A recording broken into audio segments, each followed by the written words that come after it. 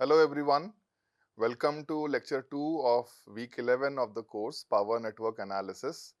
In this discussion, we will start with our last module of the course, which is on stability analysis. To be specific, as I mentioned in the previous discussion, we'll be talking or focusing mostly on transient rotor angle stability analysis, rotor angle here pertaining to the synchronous generators.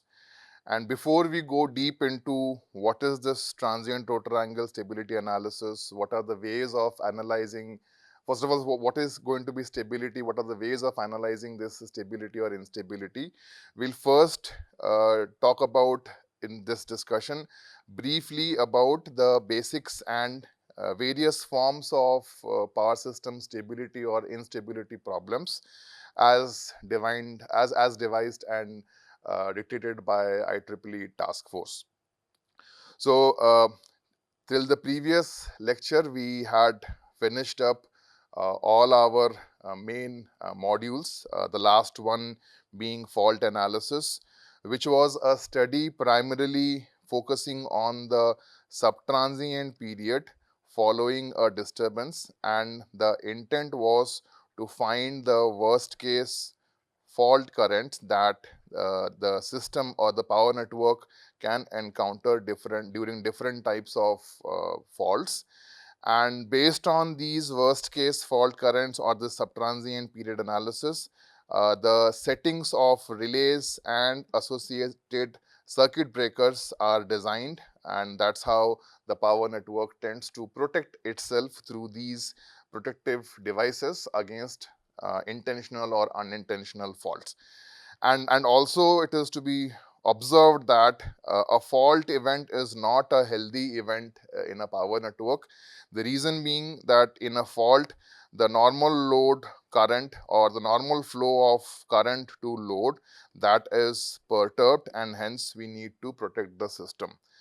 On the other hand, the previous module was power flow analysis, which was mostly aiming at finding the steady state bus voltages. By bus voltages, I mean bus voltage magnitudes and phase angles in polar coordinate, or real and imaginary parts of bus voltage in rectangular coordinate in phasor domain for different changes in system conditions. So basically, power flow is a steady state study, and it is mostly used for security analysis or contingency analysis, which is a study which involves aiding a operator in letting know that in case some contingency or change in system condition happens, then what would be the impact of those changes on the overall system and the network in terms of bus voltages.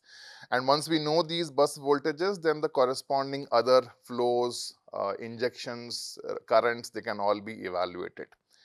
Coming to the stability problem, in general, power system stability, like any other network or any other system, the notion of stability remains the same in power network also. Stability is the ability of a power network for a given initial condition. This is an important aspect, that stability is always measured with respect to a given initial condition. And if the network can remain stable or remain in equilibrium condition after being subjected to several such disturbances, contingencies, faults, etc., wherein after the disturbance, if the system remains stable, then all system variables, which could refer to bus voltages, currents, voltage phase angles, frequency, they all remain bounded, and the entire network still remains intact. It is still able to satisfy the loads both immediately after the disturbance as well as in steady state. So essentially, stability is all about analyzing how the system can remain in an equilibrium state for a given initial operating condition, when a disturbance occurs, and when this disturbance occurs, several opposing forces come into picture, which if not which if they don't equalize each other, then probably the system tends to be in an unstable mode. Let's say from the synchronous generator's perspective, if more mechanical power is fed into the generator and the same quantum of electrical power output is not being generated because of some fault in the stator winding or some issue in the rotor, then essentially the machine would start gaining kinetic energy and eventually it would go in a runaway condition, which would eventually become an unstable operating mode. So equilibrium, as I mentioned, is all about trying to understand whether different opposing forces, when the system encounters disturbance, can they remain balance out each other, and this equilibrium is always measured with respect to an initial steady state operating point. So coming to the disturbance aspect, what exactly is a disturbance? It is any change in the system parameter of the operating conditions, which can be classified as small or large disturbances. A small disturbance, specifically for the case of examples to be given, a small disturbance or a change in system condition might refer to a change in system load or change in tap position of a transformer, or change in capacitor steps or taps of a capacitive bank. And these small disturbances, they keep on happening continually. For example, the load, it is not a stagnant quantity. It keeps on varying. If we have a power network which has renewable energy resources connected to it, then depending on the weather condition, the renewable energy resource generations would also keep on changing. So small disturbances are all those sets of disturbances which continuously happen in the network. And the good part about this small disturbances, if the system remains stable, is that the power network is expected to adjust itself so that it remains in a stable operating condition for overall satisfactory operation. The next category could be, if small disturbances can be defined, then the next category is definitely large disturbances, where some transmission line or some generator or a transformer, because of intentional or unintentional purposes, is tripped off. For intentional purposes, it is mostly due to maintenance perspective. For unintentional reasons, this could be due to occurrence of a fault, or any large load change, some new load coming up or the large load change going down might come into the notion of large disturbances. So for example, the 9-minute sort of load shedding which was declared during the time of COVID. So the entire nation experienced around 9 p.m. on a particular day a huge drop in the system load in the quantum of few gigawatts. And the planners sitting at Northern Load, NLDC, Northern Load Dispatch Center, or the LDCs, they had to plan for this load change so that the system can remain stable. So overall, it might appear that small and large, they could refer to certain quantitative measures, but actually it is purely qualitative, and it has to do more with the type of analysis which is involved in understanding the stability problem when the power network experiences small or large disturbances. As I mentioned earlier, stability, it all depends on an initial steady state operating condition where already the system is in an equilibrium state. Please remember that the stability analysis that we are going to discuss, it assumes that the system is in a stable condition, similar to the assumption that we had for fault analysis, that the system is in a balanced condition. If the system is inherently in an unstable mode at the given initial operating condition, then additional steps need to be done, and the same conventional analysis won't hold true probably. So stability, it all depends on the initial operating condition, also depends on the type of the disturbance. If the system becomes stable after a disturbance, then the equilibrium point which is achieved after the disturbance, it may or may not be same as the initial operating condition or the pre-disturbance equilibrium. There is a classification involved about how small or large can be defined based on whether the post-disturbance equilibrium matches the pre-disturbance equilibrium or whether it does not match the pre-disturbance equilibrium or the initial operating condition. If the system tends to become unstable, then eventually the loads would start tripping. Generators would start tripping first. The loads would tend to get cleared off or cut off, and eventually the system or the power network may run into a cascaded event, which can lead to several small pockets of islands being created. And if these islands can't sustain their own loads in terms of generation available, then the system tends to be in a blackout condition, which is what happened in July 2018 or 19, if I remember correctly, in the month of July. So this paper here, it very well, it's a very recent paper, although different variants of this paper have already come in. It talks about the different classes and definitions of power system stability problem, and it is written by a group of researchers, well-known researchers, renowned authors, who happen to be part of a IEEE task group which looks into this power system stability problem. So in terms of that paper, which is devised by IEEE SIGRE Joint Task Force, they have classified power system stability into 5 problems. These 5 problems, they pertain to which particular variable is getting perturbed following a disturbance. So based on that, resonance stability, converter stability, rotor stability, voltage stability, and frequency stability are the 5 broad domains. The previous version of the paper, it focused only on these 3 stability problems, with increase in inverter resources and the corresponding torsional and subtorsional effects that are growing up in the power network over the years because of IBR based, inverter based renewable resources. The task force also felt that these 2 classes should also be added in addition to the existing 3 stability problems. They have also further classified these stability problems into the time span and the size of disturbance which can affect these different variables. So in this today's discussion, I'll briefly be explaining or talking about rotor angle stability, basics definition, voltage stability, and frequency stability. And eventually in this particular module, we'll be focusing on the transient rotor angle stability problem at length. The other stability problems, due to limited number of lectures and the time that we have, we will be avoiding. But those of you who are interested, if you understand the transient rotor angle stability analysis problem or the discussion, a similar approach may be applied for large disturbance voltage stability or large disturbance frequency stability problems also. The small disturbance problems, they tend to be the different types of analysis, which eventually we will see. So let's go deep into what is this rotor angle stability problem.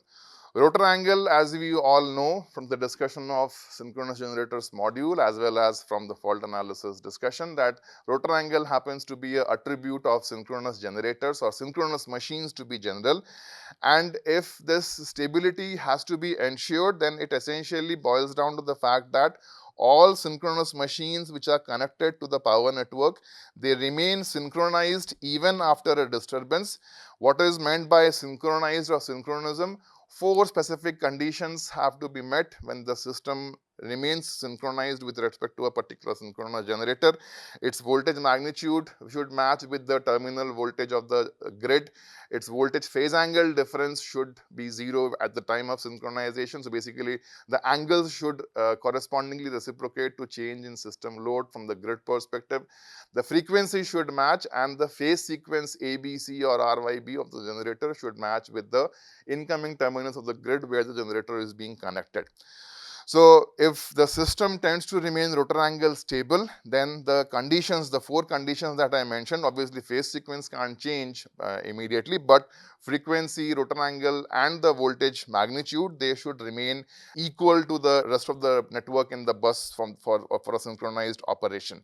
So essentially, if this synchronism from angle perspective is to be maintained, it is more to do with the balance that exists between input mechanical power or torque and the output electromagnetic electromagnetic torque or power which is generated by the synchronous generator, which I was trying to explain a few slides ago.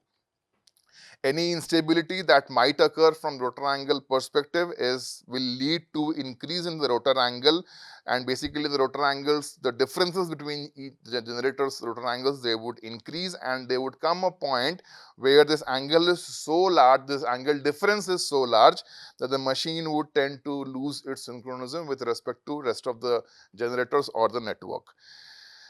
Essentially, it involves analyzing the rotor angle stability problem. It essentially involves analyzing the power outputs of synchronous machines with respect to rotor angles in the post-disturbance state. And at steady state, as we all know, for a synchronous machine, the synchronous speed is the synchronous machine speed, and both input mechanical power and output electrical power, electromagnetic torque, they tend to match each other. In case any difference comes in between these powers, what would happen intuitively? The machine would tend to accelerate, the rotor machine of the machine basically would tend to accelerate or deaccelerate in a way either leading to increase in kinetic energy or reduction in kinetic energy, which would manifest as a swing in the rotor phase angle if nothing is done and if this imbalance is maintained. So when the system is perturbed, the equilibrium is upset. As I mentioned, it might lead to acceleration or deacceleration of the machine rotors as per Newton's second law of motion. And eventually, if nothing is done, it may happen that one synchronous machine may run faster due to gain in kinetic energy, and eventually the rotor angle position of that particular machine tends to increase with respect to remaining slower ones. Beyond a particular rotor angle difference, machine loses its synchronism and instability might come in. The aspect which is mentioned over here, it is just for information, although it involves detailed analysis. For the sake of discussion,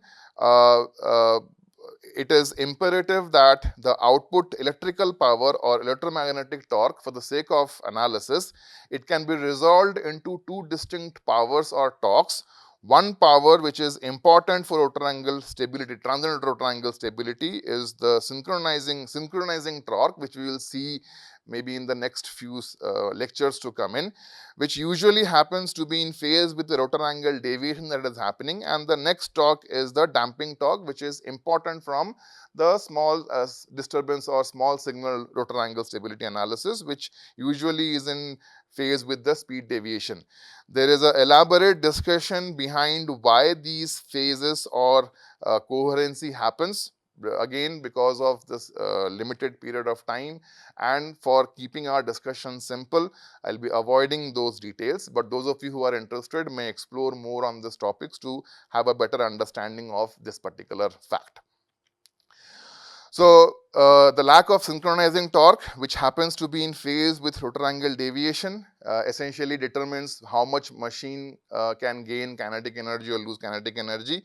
If there is not sufficient synchronizing torque, then the rotor angle would swing and it would experience a aperiodic or non-oscillatory instability. So, if I were to sort of plot the rotor angle deviation or rotor angle of a particular synchronous machine with respect to time, and assuming that everything was stable or everything was in equilibrium in the steady state condition before some time t is equal to t star, that means the rotor angle was having some swings, but it was all controlled and limited. And if at t is equal to t star some disturbance happens and the machine doesn't have sufficient synchronizing torque, in case of an unstable operation, it might happen that the rotor angle would either continue growing up or increasing, or it may continue going down or decreasing with respect to time.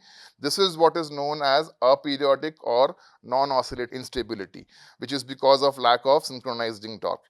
In case the machine doesn't have sufficient damping torque, then the swings would happen, but because of insufficient damping, the swings might go up or increase, or they might tend to go down, which is again part of the discussion in small signal rotor angle stability, which we will not be discussing at length in this particular module.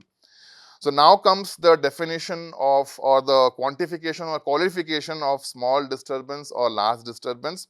For small disturbances, the machine can remain in a synchronizing mode following a small disturbance, and by this small disturbance I mean the machine has experienced a disturbance around its initial existing equilibrium point, but the disturbance is so small enough that linearized system equations can be used to analyze the impact of that small disturbance. That is point number one. Point number two, it is likely that following a small disturbance, the post-disturbance equilibrium point will be same as the pre-disturbance or the initial operating equilibrium point condition. And those disturbances which tend to satisfy these two conditions, that the post-disturbance equilibrium will be same as pre-disturbance equilibrium, and the system analysis can be done in a linearized mode while avoiding nonlinear differential equations. Only those disturbances would be analyzed as small signal or small disturbances. Disturbances which don't satisfy those conditions would be categorized as large disturbances or transient rotor angle stability, in which the analysis involves nonlinear system equations and time-dependent dynamic equations for the sake of analysis. Now, you may wonder, why do we have dynamic equations coming in? We never had dynamic equations in fault analysis, or for that matter in power flow analysis. The reason was, in fault analysis, we were trying to find one particular worst case value of fault current in the worst case condition. We were not looking at the dynamics involved in achieving that particular worst case fault current. That is all about fault analysis. In power flow, we are aiming to find the steady state voltages or currents. Again, there is no dynamics involved.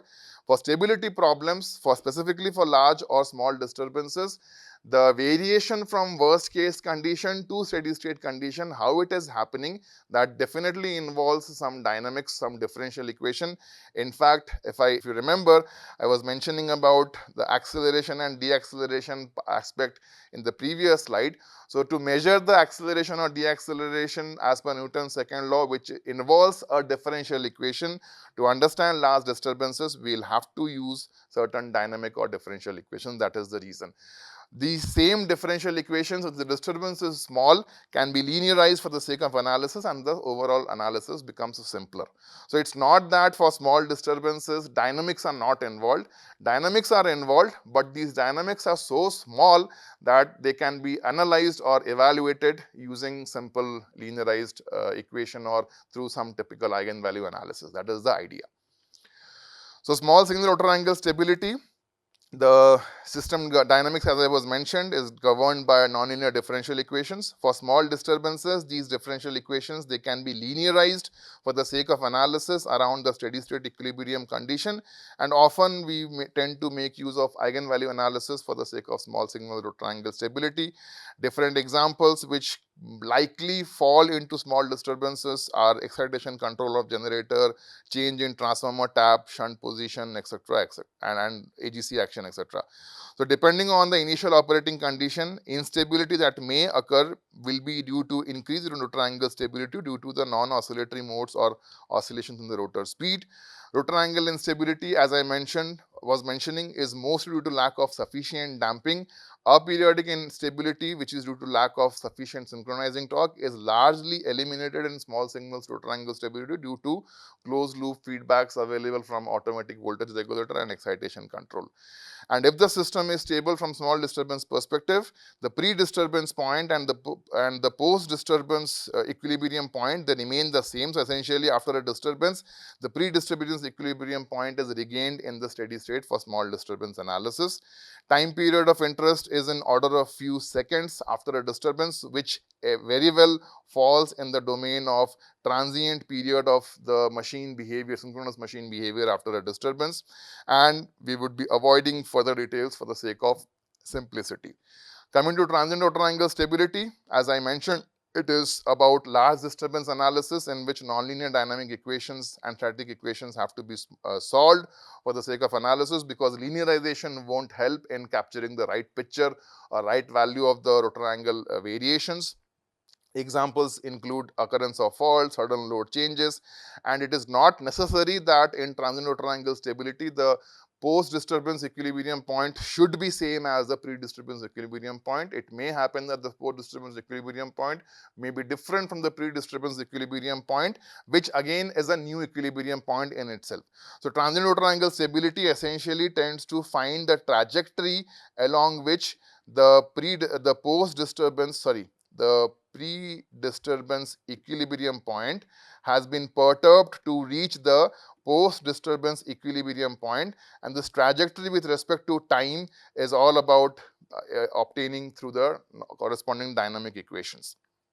And that's the reason why we would often need the help of integrating techniques or numeric integration techniques. Time period of interest is smaller than the small signal stability, which still falls in the domain of transient period.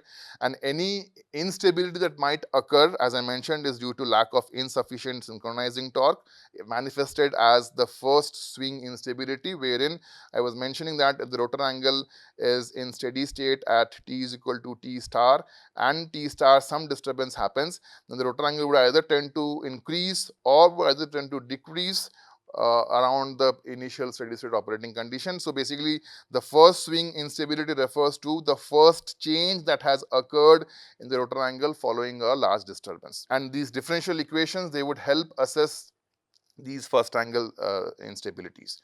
Coming to our last two aspects of voltage stability and frequency stability. Voltage stability, as the term voltage term refers, is all about maintaining steady state bus voltages following a disturbance from an initial operating condition. It is mostly to do with the imbalance that exists between power demand and the power supply. Any instability that occurs either leads to progressive rise or fall in the bus voltage magnitudes, which essentially leads to loss of load, line tripping, and eventually possibility of loss of synchronism from the load perspective. If nothing is done and the voltage instability has to happen, eventually we would enter a point of no return, which is called as voltage collapse, in which the sequence of events accompanying voltage instability lead to complete blackout or abnormally low voltages in significant part of the network, in which the load cannot be satisfied at all.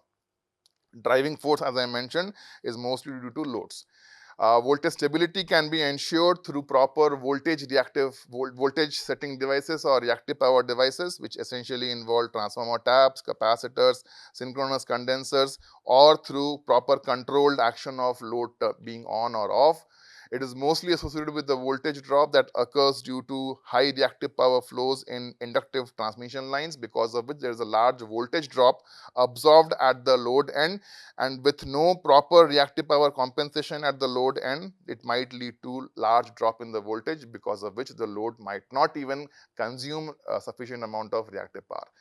Instability may also happen at lower loads when the synchronous generators tend to saturate their generation limit or excitation control, basically leading to saturated excitation operation or AVR operation. Frequency stability, as the term says, frequency stability is all about maintaining steady frequency across the power network, and this is mostly again because of imbalance between generation and load from a given initial operating point. It depends on the ability to maintain or restore equilibrium between demand and supply with minimum loss of load. Any instability that might occur from frequency perspective would lead to sustained frequency swings, either progressive decrease or increase in system frequency. And the processes which are usually considered for frequency stability problem involve dynamics of the boiler, the power mechanical source of power for synchronous generators, voltage by frequency protection philosophies located at the generation or the load ends, and automatic generation control or automatic load frequency control, which tends to regulate the generator's frequency. To conclude, it might appear that, okay, we have discussed three classes of voltage stability, frequency stability, and rotor angle stability problems, but they are all correlated, they are not independent. The distinction or classification is just from the purpose of figuring out different ways of analyzing these stability problems, but it might happen, or it is likely to happen, that one disturbance may impact all the stability problems together at a time. The distinction is all about specifying which set of opposing forces are experienced in the network that lead to imbalance and what primary variable is being looked at from the stability or instability perspective. Any form of instability, it equally affects all the rotor angle voltage stability, frequency stability, resonance stability problems together. And it is not to be expected that, okay, if I'm only focusing on a disturbance from transient rotor angle stability perspective, and that particular disturbance happens to be a stable event, the same event might lead to voltage stability problem or frequency stability problem from in a different time domain with different initial operating conditions. So that's the bottom line discussion or conclusion or takeaway from this. This correlation or dependency, it has nothing to do with the fact that voltage phase angles are strongly coupled with real power flow in the network, and voltage magnitudes are strongly coupled with the reactive power flows in the network. This is often only from the perspective of power flow analysis, where we have often made use of this fact, where we tend to discuss the fast decoupled or decoupled power flow tool, which was based on this coupling. Please don't correlate this coupling with the dependency of the fact that any disturbance might equally affect all the three or all the five stability problems together. So that's all for this discussion. The next lecture, we will take up our main lecture on transient rotor angle stability analysis, which would involve understanding a differential equation called as swing equation, which is nothing but the analogous Newton's second law of motion for a synchronous machine, which is being fed by a mechanical source of power and it is generating some electrical power. So how a balance between mechanical input and electrical power output is maintained, the corresponding acceleration deacceleration is dictated by the swing machine. That is what we will discuss in the next lecture. Thank you.